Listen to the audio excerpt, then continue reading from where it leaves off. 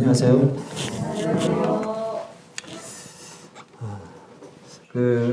요 며칠 사이에 또 변이 바이러스에 대한 기사가 한참 나왔죠. 네, 오미크론. 네. 예전에 우리 헬라어 알파벳송을 좀 했었는데 보신 분들은 이게 좀 이렇게 귀에 이렇게 알파, 베타, 감마 이렇게 간 게 이제 그리스 헬라 알파벳 순으로 가다가 15번째가 아마 오미크론인가 이제 그럴 겁니다. 그 앞에 이제 니나 크시라는 이제 이게 있는데 그게 뭐 중국하고 관련돼서 건너뛰었다고 얘기를 하더라고요. 내년에 중국 올림픽 있잖아요. 그래가지고 아마 입김이 작용한 것 같습니다. 지금 이제 오늘 우리 이제 계시록 11장에 들어갈 차례입니다. 계시록 11장은 참 굉장히 흥미진진한 장 중에 한 장이고요. 여기에 아주 특별한 그 두 증인에 대한 얘기가 나오고 있습니다. 일전에 제가 이 두 증인 얘기하면서 우리나라에 두 증인이 있다고 그랬잖아요. 기억하십니까? 자칭 두 증인이 있었는데 이 신천지 이만희 씨하고 돌아가신 박태선 장로가 한 증인씩 이렇게 나눠 드셨다고 이렇게 참 이게 하나님의 말씀을 이렇게 개인의 어떤 그 뭐랄까요 욕심 자신들의 어떤 유익을 따라서 사용하는 참 이런 행위들은 참 하나님 보실 때 참 악한 것이다 이렇게 생각을 합니다. 자, 오늘 우리 11장 이제 두 증인에 관한 부분을 살펴보려고 합니다. 계시록 11장에 대한 개요를 먼저 이렇게 살펴보고 지나가겠습니다. 앞에 차트를 보시면요. 1절과 2절에는 성전 청량에 관한 얘기가 언급이 되어 있어요. 여기서 말하는 성전은 뭐 소위 이제 제3성전으로 이렇게 불려지는 성전, 이제 7년 환란기가 시작될 때에 처음으로 이제 세워지는 그 성전을 이렇게 가리킨다고 볼 수가 있습니다. 그리고 이제 3절과 6절에서는 이 두 증인의 증거가 나와요. 1260일, 그리고 42달, 그리고 이게 3년 반이죠. 그렇죠? 다 똑같은 얘기입니다. 1260일, 42달, 그리고 3년 6개월 이렇게 해서 이 기간 동안 이 두 증인이 증거하는 기간에 대한 설명이 나와 있습니다. 막강한 뭐랄까요? 뭐 파워라고 해야 될까요? 막 큰 이적을 행하면서 이 3년 반 기간 동안 예언을 하는데 아무도 죽일 수도 없고 죽지도 않습니다. 하나님이 그 기간 동안 그들에게 인치는 기간으로 정하셔가지고 죽음을 면하게 하죠. 그러니까 그들을 죽이려고 하는 자들은 똑같은 방법으로 죽임을 당하는 이러한 특별한 보호를 받는 인물들입니다. 그래서 이 두 증인에 대한 견해는 뭐 여러 가지 견해로 가지고 있어요. 이 사람들을 누구냐? 근데 정확하게 명명하고 있지는 않지만 유대인인 것은 분명한 것은 우리가 알 수가 있고요. 그런데 참 공교롭게도 이 두 증인이 예언의 기간인 1260일이 지나면 죽어요. 그러니까 짐승이 무저갱에서 올라와서 그들을 이기고 죽이더라 이렇게 나옵니다.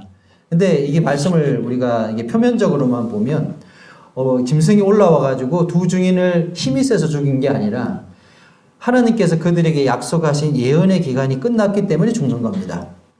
근데 사람들은 이걸 어떻게 해석을 하냐 하면 이 짐승이 힘이 강해가지고 여기서 말하는 짐승은 적그리스도를 가리킵니다.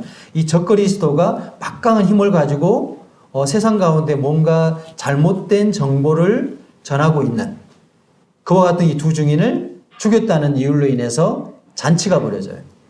그래서 막 뭐랄까 축하 서신들을 막 보냅니다. 서로가 이 사람 죽었다고, 두 사람 죽었다고. 그래서 그것을 어떻게 하냐면은 사흘 반 동안 길거리에다 그냥 장사도 지내지 않도록 그냥 방치시켜 버려요. 모든 사람들이 다 볼 수 있도록. 길에 그냥 손도 안 대고 죽은 상태로 있습니다. 근데 하루 이틀 사흘 반이 되는 그 시에 이들이 살아나요. 부활합니다. 그리고 또 하늘로 공중으로 올라가요. 근데 이 장면을 모든 사람들이 봅니다. 지금 시대가 어떤 시대입니까?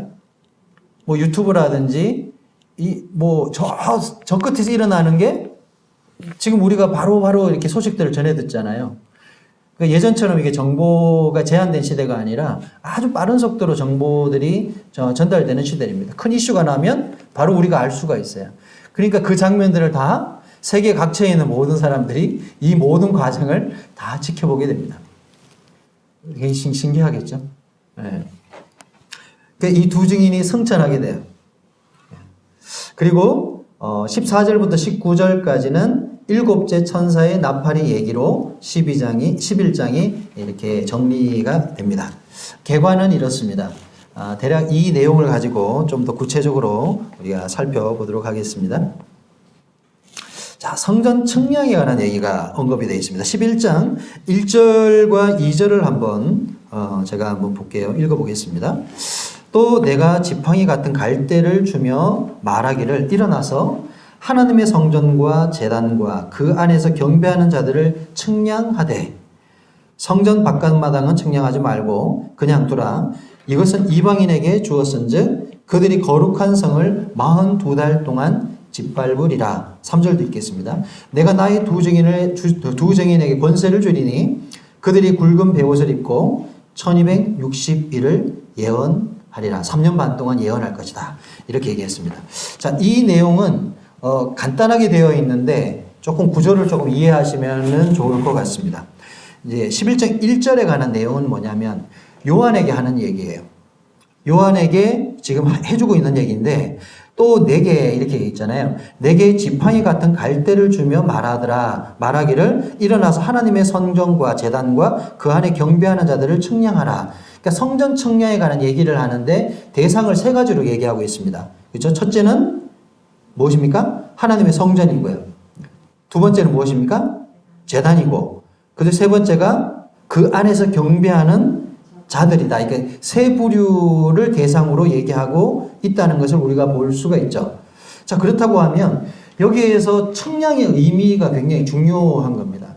그러니까 측량하라는 뜻이 뭘 측량하라는 거지? 우리가 뭐 측량한다고 하면 어떤 뭐 치수를 이렇게 재고 이런 걸 측량이라고 얘기를 하는데 여기에서 문맥적으로 이 측량의 의미는 보호의 의미로 해석이 될 수가 있는 부분이죠. 보호의 의미입니다. 자, 앞에 차트를 한번 보십시오. 예전에 이제 이스라엘이나 고대 사회에서 측량자로 사용되었던 게 갈대입니다. 갈대. 우리가 보는 갈대보다 굉장히 굵은 막대기 같은 갈대인데 이스라엘에서는 요단강 습지에서 자라는 측량자로서 이 갈대를 사용했습니다. 대략 길이가 6m 정도 됩니다. 6m면 갈대가 몇 미터 자란다고요? 한 6m 자란다는 얘기예요. 무섭죠. 갈대가 막 6m씩 나무 같은. 이제 그것을 따듬어 가지고 측량자로 사용을 했다고 합니다. 그래서 이 갈대는 어떤 측량을 하는 이제 도구이고요. 그 다음에 이 측량의 의미가 보호의 의미를 갖고 있다. 이렇게 해석을 하시고 측량의 대상은 하나님의 성전인데 이 성전은 어떤 성전이냐? 환란 초기 세워질 성전으로 볼 수 있어요. 우리가 이제 뒤에서 이제 다니엘 70일을 다시 언급하면서 제가 살펴보게 될 건데 전 3년 반 동안의 기간 동안 하나님의 이 삼성전, 그러니까 적그리스도가 이스라엘과 평화조약을 맺으면서 지어준 성전입니다. 그래서 이 성전이 보호받는 기간이라고 볼 수가 있어요. 그래서 이 예언 기간이 얼마라고요? 3년 반입니다. 적그리스도가 자신의 정체를 드러내는 시기가 언제입니까? 3년 반이 지나는 시점에서 자기 정체를 드러내게 되거든요. 거의 맞물려 가고 있습니다. 그리고 여기서 말하는 제단이라는 것은 그리스도의 사역, 다시 말해 그리스도의 복음의 내용이라고 우리가 해석할 수 있는 부분들이에요. 왜냐하면 전 3년 반 환란 기간 동안 계속해서 복음이 같이 전해주고 있습니다. 복음의 내용은 변하는 것이 아니죠. 그렇죠? 이제 구원받는 방식이 조금씩 다를 뿐인 것이지만 복음의 내용은 같은 것이라고 볼 수 있습니다. 그리고 여기서 경배하는 자들이다라고 지칭하는 것은 하나님을 섬기는 유대인들. 요즘에 그 유튜브에 한번 찾아보시면요. 원포 이스라엘이라고 하는 그거 있을 거예요. 혹시 아시는 분이 있나요? 원포 이스라엘이라고 한번 유튜브에 찾아보시면 개종한 유대인들이 회교도인들이나 유대인들을 대상으로 해서 복음을 전하는 사이트, 그러니까 채널입니다. 요즘에 이제 유대인들이 그 예수 그리스도를 믿는 숫자가 아주 급격하게 많이 늘어나고 있는 추세입니다. 이것은 아마도 이스라엘의 독립과 맞물려 있고 또 하나님의 경륜상 이제 7년 환란이 가까우고 있다고 하는 어떤 반증이라고 볼 수 있는 내용이에요. 보통 이제 유대인들은 예수 그리스도를 믿지 않습니다. 그렇죠? 그리고 그런 정보조차도 받아들이지 않는 게 유대인이에요.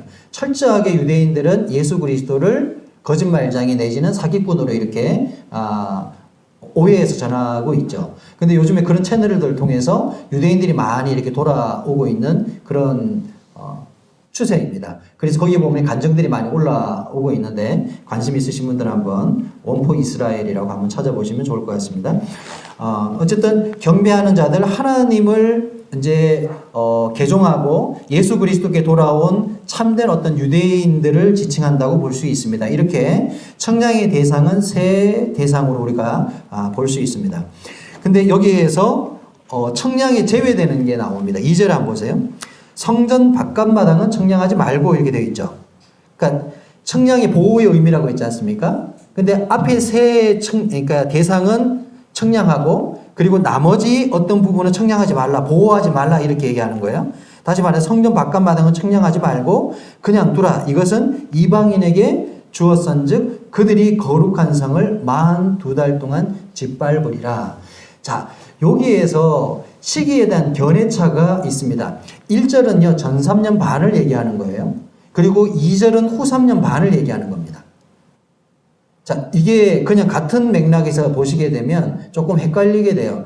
그래서 학자들이 이 부분을 같이 묶어서 이제 아마 분별을 하다 보니까 이게 과연 전 3년 반에 관한 얘기를 하는 거냐, 후 3년 반에 관한 얘기를 하는 거냐, 이런 견해들이 많이 이렇게 갈리는 것 같아요. 근데 제가 보는 개인적 견해 분별입니다. 제가 보는 분별은 그렇습니다. 1절은 전 3년 반을 다루는 내용 같고 2절은 후 3년 반을 다루는 내용으로 분별하면 큰 무리가 없을 것으로 이렇게 되어집니다. 자, 성전 바깥 마당은 청량하지 마라. 다시 말해서 이방인들은 하나님의 보호의 대상에서 제외하고 있다라고 얘기할 수가 있습니다. 그래서 42달 동안 짓밟을 것이다. 이렇게 얘기를 해요. 자, 우리가 데살로니가 후서 한번 찾아보겠습니다. 데살로니가 후서 2장 3절 4절입니다. 이 말씀은 제가 찾아놨는데 앞에 있는 한번 볼까요? 자, 앞에 차트 한번 보십시오. 이 데살로니가 후서는 그 불법한 자 적그리스도의 출현에 관한 얘기를 언급하고 있는 장입니다. 자세히 살펴보시면 그 당시에 데살로니가 성도들 사이에 어떤 얘기들이 있었냐 하면 주의 날이 임했다. 주의 강림이 벌써 지나갔다. 이런 것에 대한 얘기들이 돌았어요. 그래서 굉장히 혼란스러웠죠. 그래서 사도 바울이 데살로니가 성도들에게 서신을 보내면서 이와 같은 오해를 풀어주기 위해서 데살로니가 후서 2장에서 이 부분을 다루고 있습니다. 자, 그 대표적인 3절과 4절의 말씀을 같이 한번 읽어보겠습니다. 시작. 누가 어떻게 하여도 너희가 미혹되지 말라. 먼저 배교하는 일이 있고 저 불법의 사람 곧 멸망의 아들이 나타나기 전에는 그날이 이르지 아니하리니 그는 대적하는 자라. 신이라고 불리는 모든 것과 숭배함을 받는 것에 대항하여 그 위에 자기를 높이고 하나님의 성전에 앉아 자기를 하나님이라고 내세우느니라. 자, 우리가 지금 공부하고 있는 내용을 아주 자세하게 이렇게 설명해 주는 그런 어떤 뒷받침할 수 있는 말씀이죠. 여기서 불법의 사람, 곧 멸망의 아들은 여기 11장에 나오는 짐승이로 분별할 수 있습니다. 그리고 무적행에서 올라오는 이 짐승은 누구라고요? 적그리스도라고 우리가 분별할 수 있는 부분이죠. 근데 이 적그리스도가 어떤 일을 하냐 하면 신이라고 불리는 모든 것과 숭배함을 받는 것을 대항한다. 다시 말해서 하나님을 대적한다 이런 뜻이에요. 하나님을 대적해서 자기를 스스로 하나님으로 높이고 성전에 앉아서 자기를 하나님이라고 내세우게 된다. 자, 이게 마태복음 24장에 나오게 되는 내용과 같은 내용입니다. 다니엘서에 말하기를 그 가증한 자, 악한 자가 거룩한 석에 서는 것을 볼 때, 그러니까 자기의 그 짐승의 우상을 거기다 갖다 놓고 그 짐승을 경배하게 만듭니다. 자, 이게 바로 전 3년 반이 끝나는 시점에서 일어나는 일이에요. 그러면서 이 무렵에 적그리스도가 평화조약을 파기하게 됩니다. 다시 말해서 적그리스도가 더 이상 자기의 정체를 숨길 필요가 없게 되는 시점이죠. 막강한 힘을 가지게 되는 시점이라고 볼 수 있고요. 그리고 이 두 증인을 죽임으로 인해서 이제 사람들한테 이 적그리스도가 갖는 어떤 그 힘의 어떠함을 이제 과시할 수 있는 상황이 된 거예요. 아마 스스로도 착각한 것 같아. 자기 힘이 강해가지고 죽은 걸로 알고 있거든요. 그죠? 사람들은 그래서 더 적그리스도를 초항하고 경배하게 됩니다. 그래서 유대인에게 줬던 모든 혜택들을 걷어버리게 돼요. 자, 그래서 우리가 이제 뒤에서 배우겠지만 이때 유대인들이 어떻게 하냐면 산으로 도망갑니다. 마태복음에 그런 내용 나오죠. 돌아보지 말고 산으로 도망가라고. 여기에 나와요. 그래서 그들이 산으로 도망가는 내용이 이 뒤에 나오게 돼요. 여자와 용에 관한 얘기를 다루면서 그 얘기가 나옵니다. 자, 뒤로 넘어가 볼게요. 자, 우리가 11장 이 두 증인에 관한 얘기를 하기에 앞서가지고 다시 한번 우리가 짚고 살펴가야 되는 몇몇 부분들이 있습니다. 차트가 좀 익숙한 부분이 있죠. 여기 중간에 빨간 글씨로 두 증인의 활동이라고 해놓고 밑에 제3성전이라고 되어 있습니다. 이 시기가 앞뒤로 어떻게 되어 있나요? 앞에 세계정부 이스라엘과 평화조약이라고 되어 있습니다. 그 앞에 휴거 사건이 일어났어요. 교회적인 휴거가 먼저 있고 난 이후에 환란이 시작이 되죠. 환란 초기 때 바로 이스라엘과 적그리스도의 평화조약이 체결되게 되고 그리고 제3성전을 지어줍니다. 지금의 그 예루살렘에 벌어지고 있는 모든 분쟁의 문제를 이 적그리스도가 자기의 정체를 숨기고 평화의 사도처럼 이 문제를 해결하는 어떤 역할을 하게 된다는 것입니다. 그리고 초기에 우리가 14만 4천의 전도를 앞에서 배웠죠. 그래서 하나님께서 이 3년 반 동안에 인치는 대상들을 두 부류로 줬는데 14만 4천과 그리고 두 증인에게는 죽지 않도록 보호의 대상으로 삼으셨습니다. 그러고 나서 이제 그 이후에 뒷부분 보시게 되면 평화조약 파기, 이스라엘 핍박 이렇게 나오죠. 이게 3년 반의 시점에서 이루어진다. 이렇게 보시면 되고. 자, 비슷한 내용입니다. 이 다니엘 70일을 요약해서 다시 이제 표로 본 내용입니다. 혹시 70일에 좀 기억하십니까? 네, 다니엘 9장에 보게 되면 다니엘 70일을 몇몇 부분으로 구분해서 하고 있습니다. 7일에와 62일에와 그 다음에 62일의 후와 그 다음에 한 일회로 이렇게 구분해서 말씀을 하고 있습니다.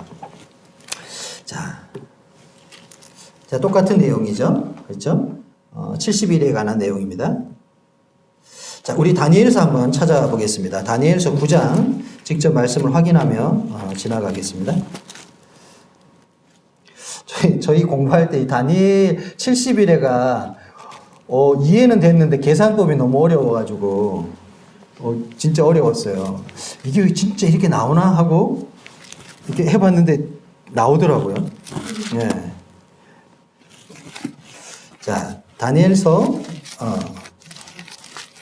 9장 열어서 보겠습니다. 찾으셨습니까? 네. 다니엘서 9장 어디부터 시작이죠? 24절부터 이제 본격적으로 나오는 내용입니다. 여기 보시게 되면 내 백성과 내 거룩한 성을 위하여 이런 이래를 기한으로 정하였으니 허물이 거치며 죄가 끝나면 죄악이 용서되며 영원한 의가 드러나며 환상과 예언이 응하며 또 지극히 거룩한 이가 기름 부음을 받으리라. 자, 여기에서 내 백성, 내 거룩한 성, 다시 말해서 이스라엘과 예루살렘 성을 지칭하는 내용입니다. 이런 이래를 기한으로 정하는 하나님께서 이와 같은 다니엘에게 천사를 통해서 이렇게 예언을 하고 있습니다. 그러니까 이스라엘의 죄가 그치는 날이 있을 것이다. 70일회가 되면. 그러니까 이스라엘은 역사 가운데서 계속해서 하나님을 반역하잖아요. 근데 이들의 허물이 완전하게 그쳐지는 시점이 있는데 그때 언제냐면 바로 이 환란기에 그쳐지는 거예요. 그리고 하나님께서 이제 천년왕국 들어갈 때 모든 이스라엘의 죄를 사하시고 그들에게 했던 모든 약속을 성취하시게 돼요. 이루는 시점이 바로 천년왕국입니다. 자, 그렇게 해서 26절을 보시게 되면 62일의 후에 기름 부음 받은 자가 끊어져 없을 것이며 장차 한 왕의 백성이 와서 그 성읍과 성소를 무너뜨리려니와 그 마지막은 홍수에 휩쓸림 같을 것이며 또 끝까지 전쟁이 있으리니 황폐할 것이 작정되었느니라. 25절에 보면 7일에와 62일에로 이렇게 나누어서 설명하고 있습니다. 합치면 69일입니다. 그러니까 특별히 이 기간을 나누는 것은 성전을 재건하는 실제적인 기간이 언제라고요? 7일에고요. 그리고 그때로부터 해서 다시 62일에를 합치게 되면 69일에가 되는 시점에서 어떤 일이 벌어지냐 하면 장차 왕이 오는 거예요. 기름 부음 받은 자 곧 왕이 일어나기까지의 기간입니다. 자, 예수님께서 나귀를 타고 예루살렘으로 입성하는 날이라고 전에 제가 교제를 했었습니다. 예수님께서 살아생전에 스스로 왕으로서 자기가 왕이라고 이렇게 지칭하는 순간은 그 하루입니다. 모든 날 가운데 사람들이 예수님을 왕으로 추대하려고 할 때 예수님이 이렇게 숨으셨거든요. 그렇죠? 근데 그날만은 모든 사람들이 호산나 하고 예수님을 왕으로 받아들일 때 그것을 그대로 인정하셨어요. 이때가 바로 여기 예언되어 있는 기간이라는 것이죠. 그것을 성취하셔야 했기 때문에 이러한 말씀들을 우리가 볼 수가 있습니다. 그리고 27절 마지막에 보시게 되면 여기서 그는 적그리스도를 가리킵니다. 그가 장차 많은 사람들과 더불어 한 일해 동안 언약을 굳게 맺고, 그렇죠? 여기 이스라엘과 언약을 맺는다는 거예요. 7년 동안 언약을 맺었어요. 언약을 맺고 그가 일해의 절반, 3년 반이 되게 되면 제사와 예물을 금지할 것이며, 다시 말해서 이스라엘에게 모든 성전 제사를 허용해 줬거든요. 근데 이것을 어떻게 한다고요? 깨는 거예요. 일해의 절반에. 그러니까 3년 반 만에 깨는 겁니다. 그래서 또 포악하여 가정한 것이 날개를 의지하여 설 것이며, 이게 마태복음 24장에 인용되어 있는 말씀입니다. 다시 말해서 성전 가운데 자기 우상을 갖다 세워놓는 거예요. 자, 이거 경배하라는 게 하나님 경배하지 말고 나를 경배하라 이렇게 얘기합니다.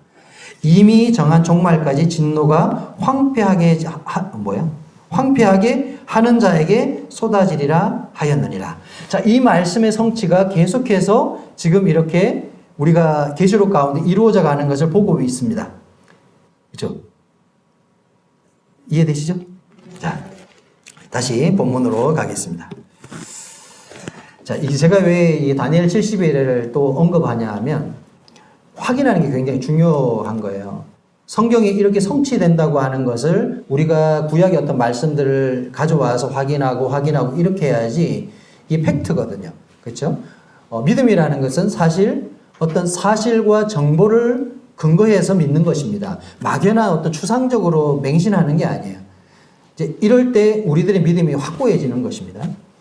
자, 그래서 이 3절부터 이제 6절까지는 이 두 증인의 활동, 두 증인의 증거가 나와요. 그래서 이 두 증인을 학자들은 이렇게 봅니다. 엘리야나 모세, 내지는 에녹과 엘리야. 자, 왜 이렇게 볼까요? 어떤 특징 때문에 그들을 이렇게 볼까요? 이들이 성천하잖아요. 그렇죠? 에녹하고 엘리야는 어떤 인물입니까? 구약 가운데 죽음을 보지 않고 성천한 인물들입니다. 그래서 이 두 증인을 에녹과 엘리야로 이렇게 보는 학자들이 있어요. 근데 그들의 어떤 그 활동하는 모습을 보게 되면 엘리야나 모세가 했던 행동과 비슷한 그런 활동적 특징을 볼 수가 있어요. 6절 한번 보시겠습니다. 6절 한번 보십시오. 그들이 권능을 가지고 하늘을 닫아 예언하는 날 동안 비가 오지 못하게 하고, 이건 누구와 관련된 게 있죠? 엘리야와 관련되어 있는 것 같죠. 또 권능을 가지고 물을 피로 변하게 하고 아무 때든지 원하는 대로 여러 가지 재앙으로 땅을 치리라. 이건 누구와 관련된 것 같아요? 모세와 관련된 것 같죠. 그래서 이 두 증인은 엘리야와 모세라기보다는 엘리야와 모세와 같은 특징을 가진 인물로 해석하는 것이 맞을 것입니다. 그러니까 유대인이면서 그들의 특징적인 모습을 드러내고 있다. 이렇게 우리가 볼 수 있겠죠. 자, 그래서 3절에 보시게 되면 내가 나의 두 증인에게 권세를 줄 것이다. 하나님께서 이 두 증인에게 권세를 줍니다. 그들이 굵은 베옷을 입고 1260일을 예언합니다. 자, 그들이 베옷을 입었어요. 베옷은 언제 입습니까? 그러니까 사람 애도할 때, 사람이 죽었을 때 하는 거잖아요. 그러니까 애도의 복장이죠.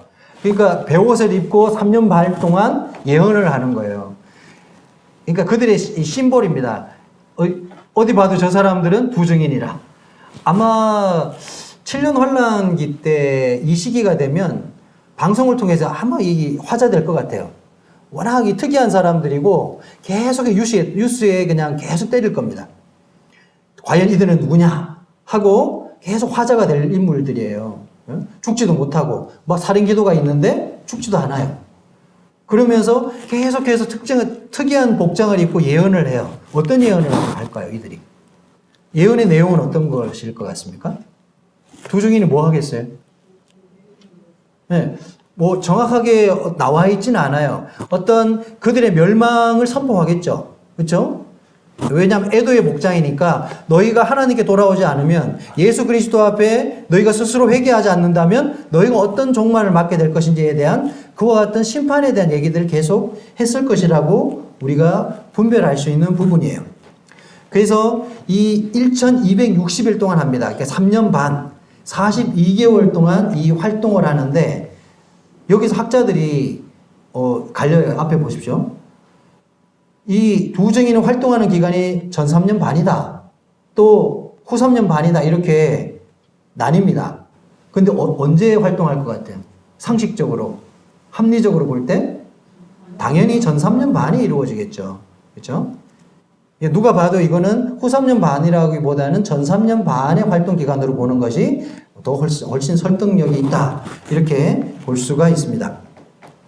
자, 그래서 4절에 보시게 되면 그들이 이 땅의 주 앞에 서 있는 두 감람나무와 두 촛대다. 그들을 이렇게 설명하고 있어요. 자, 여기 보시게 되면 그림을 한번 보십시오. 양쪽에 나무가 두 개 있고 두 감람나무가 있고 그리고 두 촛대가 있고요. 그렇죠? 그 앞에 사람이 서 있죠. 모세와 엘리야 같은 사람이 잘 보입니까? 네, 나무에 묻혀가지고 잘 표시가 안 나는데 하여튼 두 사람이 서 있어요. 누가 모세인지는 잘 모르지만 하여튼 그런 특징을 가진 사람이 서 있습니다. 근데 이게 성경에 어딘가 나옵니다. 두 감람나무와 두 촛대에 대한 얘기가 구약 성경에 그대로 나와요. 똑같이. 어디에 나올까요? 당연히 모르시겠죠. 스가랴서에 나옵니다. 한번 찾아보겠습니다. 자, 스가랴서로 넘어가서 볼게요. 스가랴 4장을 찾아보겠습니다. 구약 스가랴서. 스가랴는 언제 활동했던 선지자입니까? 학개와 스가랴는 비슷한 시기에 활동을 했는데요. 포로기 이후에 활동한 선지자입니다. 스가랴서 4장은 구약 1315페이지가 됩니다. 자, 스가랴서 혹시 그 장 앞에 제목 적히신 분들이 있죠? 거기 보면 뭐라고 제목이 적혀 있습니까? 순금 등잔대와 두 감람나무 되어 있죠. 자, 우리가 계시록에는 두 촛대라고 되어 있어요. 근데 관주에 보시게 되면 촛대가 등잔대라고 아마 되어 있을 겁니다. 자, 우리가 왜 이런 차이가, 인용구들이 왜 이런 차이가 나냐 하면, 그때 당시에 사용되어진 모든 인용구들은요, 70인역을 인용한 겁니다. 갑자기 70인역 얘기를 왜 하냐 하면, 예수님 오셨을 때 1세기 동안 사용된 성경의 번역본이 70인역이에요. 그러니까 헬라어로 히브리어를 헬라어로 구약을 번역해 놓은 공인된 책입니다. 70인역. 유대인들이 한 거예요, 이거를. 이걸 왜 했냐 하면, 남유다가 멸망하고 유대인들이 대거 어디로 이동하게 되냐면 애굽으로 갑니다. 사실은 바벨론으로 가야 되는데 포로로 안 가고 일부가 망명해가지고 많은 사람들이 어디입니까? 애굽. 그죠? 후에는 알렉산드리아라고 해요. 알렉산더 대왕이 아주 큰 수도를 만들어 놓은 알렉산드리아에 있는, 이집트에 있는 알렉산드리아, 그쪽으로 많이 이주하게 돼요. 거기 가서 유대인들이 대략 수백만 정도 살았다 그래요. 그러다 보니까 후세대들이 자기 언어를 잊어버리게 돼요. 그래서 그들을 대상으로 해서 번역한 게 바로 70인역 성경이에요. 이해가 되시죠? 그래서 예수님 당시에 구약 성경을 인용해 올 때 70인역을 쓴 거예요. 그러다 보니까 마태복음이나 복음서에 나와 있는 구약 말씀들이 실제로 우리가 보는 구약 성경하고 조금 말이 틀려요. 번역이 조금씩 다르다 이 말이야. 예를 들어 촛대, 등잔대 이런 것처럼 약간 다르다고 보시면 돼요. 근데 본질 내용이 바뀌는 건 아니고 번역이 다르다 보니까 그런 약간의 오류가 있다. 이렇게 이해하시면 될 것 같습니다.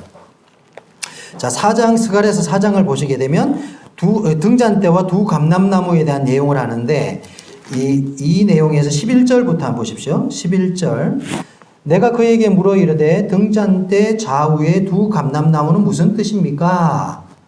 다시 그에게 물어 이르되 금기름을 흘리는 두 금감 옆에 있는 두 감람나무 두 감람나무 두 가지는 무슨 뜻이니까 하니 그가 내게 대답하여 이르되 내가 이것이 무엇인지 알지 못하느냐 하는지라 내가 대답하되 내 주여 알지 못하나이다 하니 이르되 이는 기름 부음 받은 자 둘이니 온 세상의 주 앞에 서 있는 자니라 하더라. 여기 보면 온 세상의 주라고 나오죠.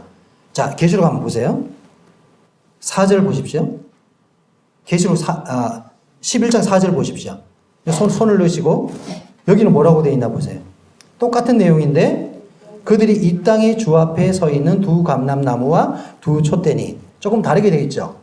자, 여기는 이 땅의 주라고 되어 있고 구약의 스가랴서에는 온 땅의 주라고 되어 있습니다. 하나님을 지칭하는 말이에요. 근데 같은 내용입니다. 자, 이 내용이 계시록에 그대로 옮겨져 와 있다라고 보시면 됩니다. 자, 우리가 스가랴가 언제 활동했는 인물이라고 말씀드렸어요? 포로기 이후. 그러니까 포로기 이후에 학개나 스가랴가 뭘 예언했을까요? 그들의 예언의 주가 뭡니까? 성전 재건입니다. 학개 내용이 뭐죠? 그들이 성전 재건하러 왔다가 성전이 멈추게 돼. 그러니까 재건 공사가 멈추게 되잖아요.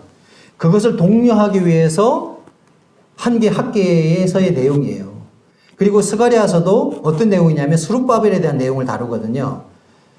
이 바벨론 포로로 갔다가 돌아와서 스룹바벨이 제일 먼저 성전 재건을 시작하잖아요. 그렇죠? 그 내용을 얘기하고 있는 내용이에요. 지금 이 내용이. 자, 그렇다고 하면 지금 두 증인은 그러면 어떤 내용의 활동을 하고 있다는 뜻입니까? 성전 재건과 관련되어 있는 거예요. 이해가 되시죠?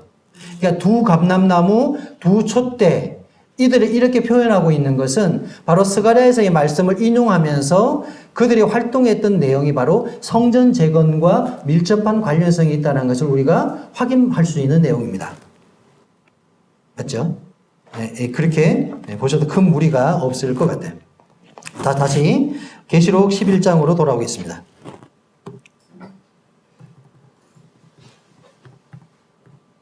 근데 앞에 제가 좀 놓치고 지나간 부분이 있어요. 왜 건너뛰어졌지?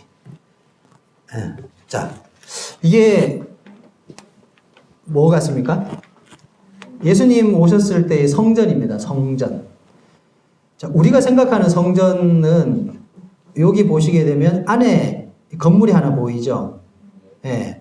그리고 바깥에 주랑이라고 울타리가 쳐져 있는 부분이 있어요. 자, 헤롯이 성전을 증축하게 되는데 헤롯이 증축한 성전의 우리가 구약에서, 그러니까 신약에서 성전 이렇게 얘기하면 어느 범위까지 얘기하냐면 이 솔로몬의 행락에 있는 주랑 전체를 성전이라고 말하는 거예요. 근데 이 성전은 출입할 수 있는 대상들을 다 제한하고 있습니다. 여기 적어놨죠? 우측에 보시게 되면 뭐가 보입니까? 이방인의 뜰이 보이죠. 그 다음에 그 옆에 남성의 마당이 보이고 여성의 마당이 보이고 제사장의 마당이 보이죠. 이게 무슨 뜻이냐 하면 출입할 수 있는 대상들을 적어 놓은 거예요. 그러니까 이방인들은 이방인의 뜰만 들어갈 수 있어요. 성전에는 못 들어갑니다. 본 성전에 못 들어가고 그래서 예수님이 막 변론할 때 주로 어디서 하냐면 뭐 솔로몬의 행각이라든지 주랑이나 이런 서가지고 거기에서 이렇게 논쟁하는 거예요. 사람들하고. 거기에 이렇게 사람들이 이렇게 토론할 수 있는 장소들이 많이 있습니다. 근데 여기에서 이방인의 뜰이라고 이렇게 되어 있는 이 면적이 대략 10만 평방미터 정도 된다고 합니다. 굉장히 넓은 거죠. 그렇죠? 그러니까 그 안에 성전이 있는 거예요. 이게 우리가 성전이라고 하면 성소와 지성소를 가리키잖아요. 그 성전은 이 성전 안에 또 성전이 있다고 이렇게 이해하시면 됩니다. 근데 여기에 보면 그러니까 유대인 여성들이 들어갈 수 있는 장소가 있어요. 그 다음에 남성의 마당이 있죠. 유대인 중에서도 남성들이 들어갈 수 있는 마당은 조금 더 깊이 들어갑니다. 그리고 제사장들은 어디까지 갑니까? 아주 은밀한 뒤에까지 들어갈 수가 있어요. 이게 출입이 다 제한되어 있는 장소라고 보시면 됩니다. 자, 그래서 우리가 이제 이 보호의 대상에서 이방인들을 제외하잖아요. 그렇죠? 이방인일 때는 청량하지 마라. 이렇게 얘기했잖아요. 이제 이런 내용을 보면서 조금 이해하시면 도움이 될 것 같아요.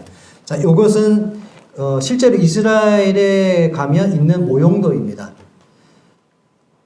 이렇게 생겼어요. 성전을 좀 크게 해놨는데 실제로는 이방인의 뜰이 요거보다 약간 면적이 조금 더 넓을 수 있을 것 같습니다. 모형으로 만들어 놓은 겁니다. 여기 사람들은 실제 사람은 아니고 모형입니다. 그렇죠? 자, 그래서 요 밖에 있는 주 사람들은 이방인의 뜰인데 유대인이 아닌 사람들이에요. 그러니까 유대인도 있겠죠. 그러니까 주로 이방인들이고요. 그 다음에 우측에 보시게 되면 좌측에 보면 출입문을 통해 가지고 여성과 남성과 제사장들이 그쪽으로 들어갑니다. 그렇죠? 동쪽으로 문이 있으니까 들어가서 이제 거기서 또 갈려가지고 또 이렇게 갈리는 거예요. 이해되시죠? 네.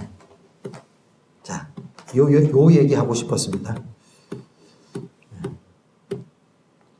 자, 두 증인에 관한 내용을 우리가 찾아봤죠. 스가랴서 4장을 찾아봤습니다. 그래서 이 두 증인은 예루살렘 성전의 재건과 관련성이 있다는 것을 우리가 확인할 수 있었습니다.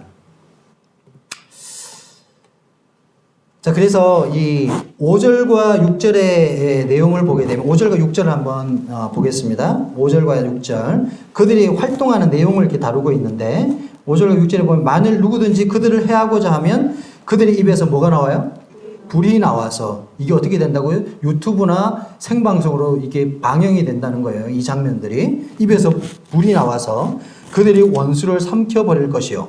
누구든지 그들을 해하고자 하면 반드시 그와 같이 죽임을 당하리라. 그들을 해하는 방식으로 그대로 죽는다는 거예요.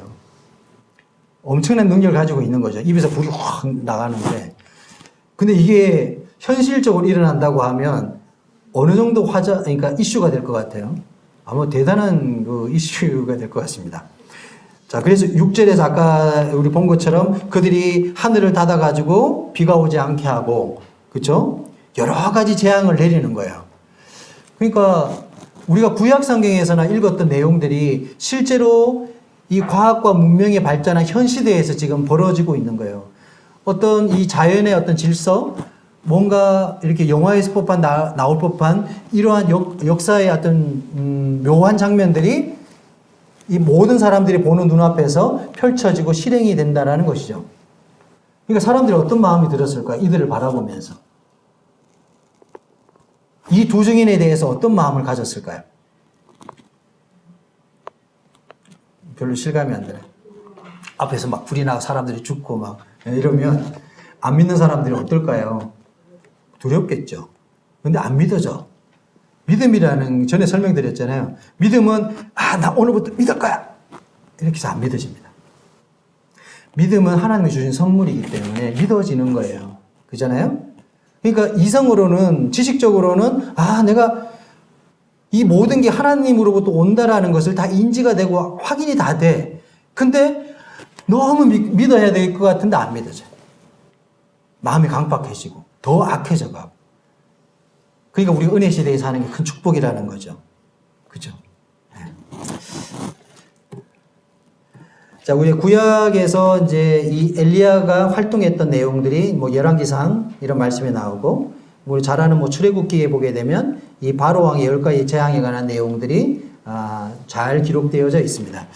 그래서 이 두 증인은 우리가 이제 엘리야, 모세, 실제로 엘리야, 모세가 돌아온 게 아니라 그와 같은 능력을 가지고 있는 사람으로 보는 것이 맞는 것이다. 이렇게 우리가 볼 수가 있습니다. 자, 이 두 증인이 죽습니다. 이제 누가 죽입니까? 누가 죽이죠? 7절 보십시오. 7절에서 이 죽이는 대상이 이제 등장을 합니다. 그들이 그 증언을 마칠 때에 예언의 기간이 끝났어요. 1260일이 끝났어. 그러니까 하나님이 주신 소임을 다 하게 된 거죠. 마칠 때에 무저갱으로부터 마침 짐승이 이제 올라와요. 그들과 더불어 전쟁을 일으켜 막 입에서 불이 막 나가는 이 두 증인과 전쟁을 일으켜서 그들을 이기고 그들을 죽일 것이다. 그러니까 사람들이 볼 때 착각하게 만드는 거예요.